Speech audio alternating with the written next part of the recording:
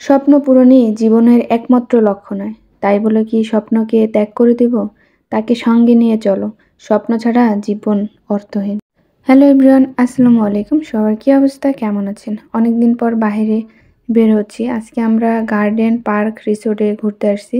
আমাদের বাসা থেকে এটা খুবই কাছে, তাই ভাবলাম একটু সুন্দর একটা সময় কাটানোর জন্য এখানে চলে আসলাম। ভিতরে ঢুকতেই এখানে 50 টাকা করে টিকিট আর কি। তো আমরা 2টা টিকিট কেটে নিলাম। পার্কের ভিতরটা ঢুকেই খুবই ভালো লাগতেছে, কারণ চারদিকে শুধু গাছ আর গাছ।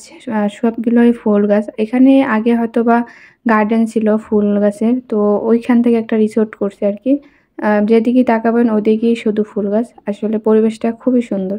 আসলে আমাদের জীবনটা হলো সাইকেল চালানোর মতো।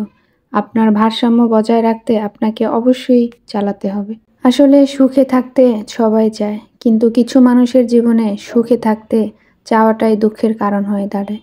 মানুষের জীবনে 2টা সময় থাকে, একটা হচ্ছে মূল্যবান আর একটা হচ্ছে মূল্যহীন। আমাদের জীবনের মূল উদ্দেশ্য হচ্ছে সুখী হওয়া, তাই না? আমার মা সবসময় বলতো, জীবন একটি চকলেটের বক্সের মতো। আপনি কখনোই জানেন না আপনি কি পেতে চলেছেন। আমি মনে করি জীবন একটি ফুল, যার প্রেম হচ্ছে মধু। জীবনে চলার পথে অনেক বাধা বিপত্তি আসবে। এগুলোকে যদি আমরা মোকাবিলা না করি, তাহলে কিভাবে আমরা বেঁচে থাকবো বা কিভাবে চলবো? যাই হোক, আপনাদের মাঝে অনেক কিছু বললাম। আর এই পার্কটা আসলে অনেক সুন্দর। এইখানে আগে হচ্ছে গার্ডেন ছিল, এখন রিসোর্ট বানাইছে। সত্যি অসাধারণ, দেখতেও যেমন সুন্দর আর ঘুরতেও অনেক ভালো লাগে। আর এখানে প্রচুর মানুষ আসে, এখানে দেখতেই পারতেছেন। পার্কটার ভিতরেও খুবই খুবই সুন্দর। নিজেকে সবসময় ব্যস্ত রাখুন, দেখবেন চারপাশে সবকিছুই সুন্দর। জীবন আপনাকে যা দেয় তার জন্য স্থির হবেন না। জীবনকে আরো ভালো রাখুন এবং নিজে কিছু তৈরি করে দেখান মানুষকে।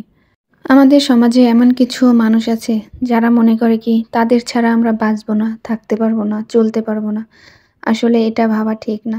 সময়ের সাথে সাথে সবকিছু পরিবর্তন হয়।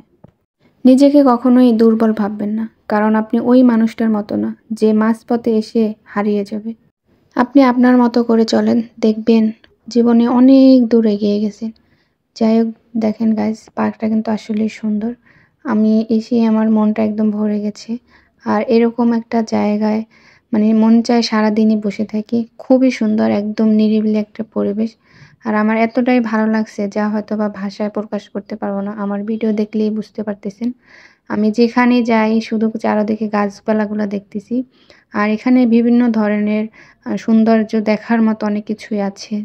যাই হোক, আমরা গার্ডেন রিসোর্ট পার্কে ঘুরে খুবই ভালো লাগছে। তো ঘোরাটোরা শেষে আমরা সোজা চলে গেলাম একদম কাচ্চি ডাইনে, কারণ আমরা এতটাই ঘোরাঘুরি দৌড়াদৌড়ি করছি, একদম ক্ষুধা লেগে গেছে আর একদম সন্ধ্যা হয়ে গেছে। তাই ভাবলাম রাতের ডিনারটা এখান থেকেই করে যাই। তো আমরা সোজা চলে গেলাম কাচ্চি ডাইনে। কাচ্চি ডাইনে যেয়ে কাচ্চি অর্ডার দিলাম। আর এইখানে কাচ্চি ডাইন তো একদম অসাধারণ। কাচ্চি দেখলে কার কার লোভ আসে জানাবেন। তো আজকের মতো এই পর্যন্তই। আল্লাহ হাফেজ।